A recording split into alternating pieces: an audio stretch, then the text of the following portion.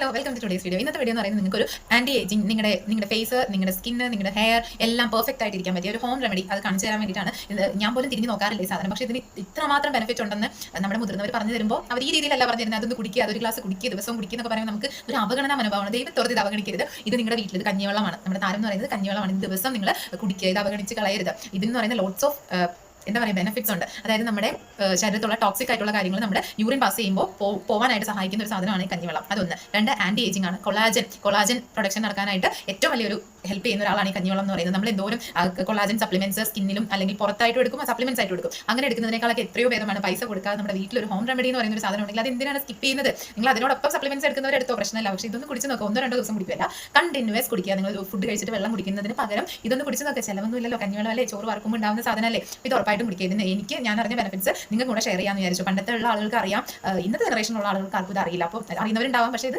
വിനിയോഗിക്കുന്നില്ല. അപ്പോൾ ദൈവത്തോർത്ത് ഈ ഒരു സാധനം അവഗണിക്കാതിരിക്കുക, ഇത് കുടിക്കുക. എനിക്ക് അത്രയാണ് പറയാനുള്ളത്. അതുകൊണ്ട് നിങ്ങൾക്ക് ഉണ്ടാവുന്നത് ഹെൽത്തിൽ ബെനിഫിറ്റ്സേ ഉണ്ടാവത്തുള്ളൂ, ഒരു ഡ്രോബാക്സും ഇല്ല. ഓക്കെ, അപ്പോൾ താങ്ക് യു.